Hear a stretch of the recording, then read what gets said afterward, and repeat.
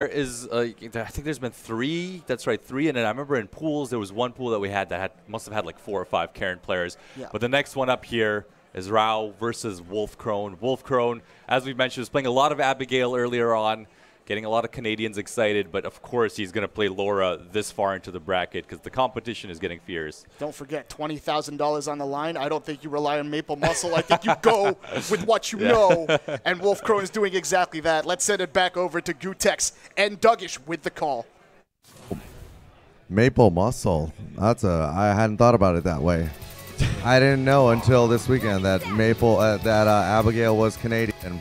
But he has definitely got that maple muscle. We'll see. Let's see. That's the thing. Wolfkrone cruised through pools, or swam through pools, swiftly with Abigail. This is true. And on the other side, we have Raoh, who is not one of the online qualifiers for his pool. Instead, he was able to send Kakarot, who we saw earlier on Laura, 2 losers. He's coming from the Seattle area. I thought he lost. I thought this was the guy that missed his pool. No. Oh, okay. No. Okay, never mind. This is Vivek 2.0, which is a joke no one gets. But this guy's playing Karine, kind of relatively new to our region, but having a really strong performance so far at the event. And we saw, like I said, in his pool, he was over Kakarot, who is a Laura player. So we'll see how he can do against Wolfkrone. Maybe the premier U.S. Laura player, though. Yeah, I mean, we see no Abigail here. Just because you beat one Laura player doesn't mean that you can take on a Laura player of Wolfkrone's caliber. If you guys were watching the ELEAGUE series, the Pro Series on TBS this past spring. Yeah, we saw Wolfkrone dominate. Oh, yeah. Wolfkrone completely destroyed everybody in his pool, including me. Including Fudo, right? Yeah, Wolfkrone beat everybody. Yeah, the mental damage that he did to me is, I'm going to need therapy. This is part of my therapy session, guys. Wolfkrone beat my ass so bad that now I have to commentate his matches. Yo, what a Karim fighting out of the corner here. Whoa, what? That was like a shimmy counter. Did you see that? So much damage. Are you serious? It's convincing, man. Like, you can prepare all you want for Laura, for the character, but then you get in there with Wolfkrone and you're like, where did my training go? Like, right, just a different level. Yeah, it's just a different level. I mean, that said, it's been far from like a full containment, right? This has been a little bit back and forth. We see moments for Raoh, but he's just unable to keep his offense going and unable to keep Laura out. A little bit of defense there. Back throw to side switch. This is the time, right? I like. You kind of see the game plan of Karine, right? She's never really full pressing. She's trying to keep him at that mid range, and maybe that's why we see Laura coming out instead of Abigail, right? Yeah, that makes sense. I mean, when Wolfkrone gets in, he wants to stay in. He wants to end it. Yeah, Laura's a very momentum-based character. I mean, Karine is very strong at controlling the mid-range. But once Laura gets started, it is party time. I mean, you don't want to be what? Why did that still hit? That there is no justice in this game. Coverage. That's coverage right there.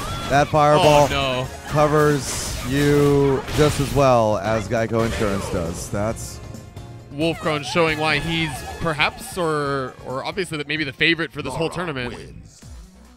Dominant play here. This is winner side of the bracket. Both of these guys able to come out on top in their pools, but this is pretty one-sided right now. Yeah, yes. Yeah, Wolfkrone is definitely one of the favorites to win. Fight. And he's already up 2-0. This is a swift set looking like.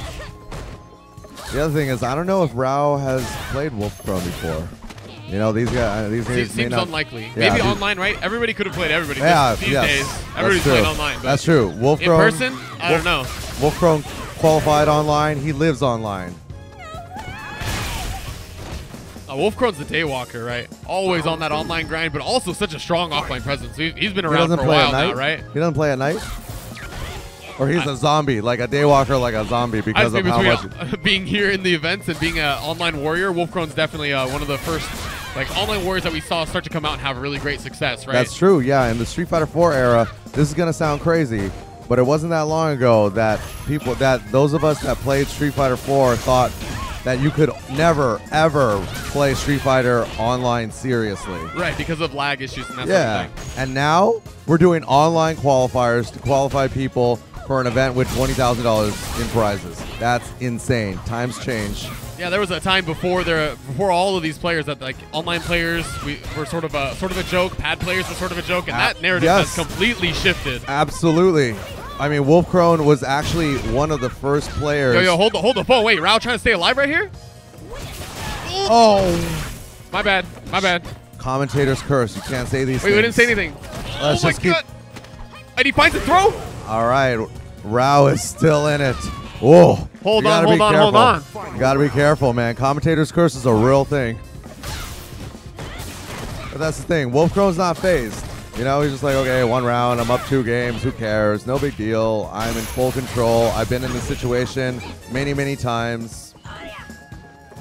Nah, he's just going to get in and do his thing. Yeah, he doesn't care. Oh my gosh, it's done. Oh, he just wanted to style on him. All right, one last chance, one last miracle. Wolfkrone was trying to inflict finds that the hit. Emotional, mental damage. Long-term. Here we go. Let's go, Raoh. Finds the throw. What? The EX, the step back when she charges that fireball, she's able to avoid hitboxes, right?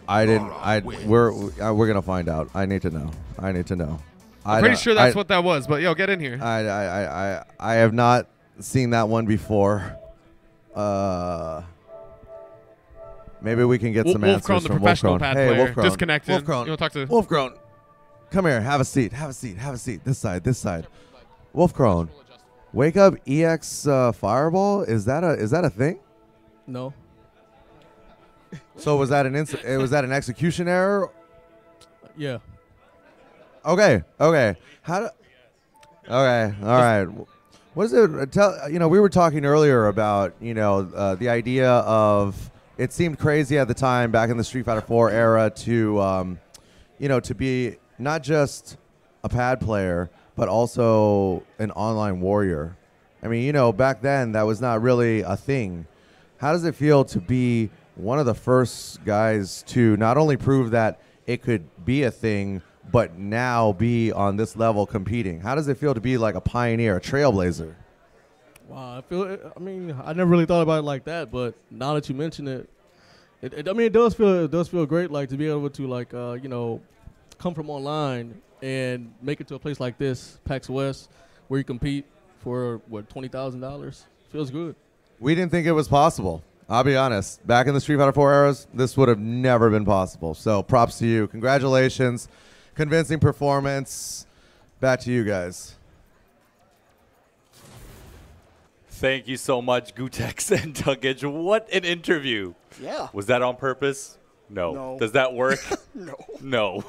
And that just kind of showed like what that match was all about. But, as crazy and how much of a mauling that was from Wolfkrone and how aggressive he was throughout that match, it really showed the character matchup intricacies. If you guys go back and watch it, he was really playing outside of that mid-range that Gutex and Duggage were talking about that Karen totally dominates, and he was either in or he was out. Yeah. So he was either using the forward fierce to elbow his way in, or he was dashing, using the V skill to just apply that raw pressure that Laura is just so scary for. Yeah, and with a lot of Laura's high up on there at that online ladder, you know that Wolfkrone absolutely knows this matchup, and he knew which part of the game that he had to dominate, and that is where Karine was strong, and that was at that mid-range game, and he was finding openings and just creating them, like you said. He was in and nuts. out, on with life. He was going nuts. I think they said something about there is no justice in Street Fighter 5. Yeah.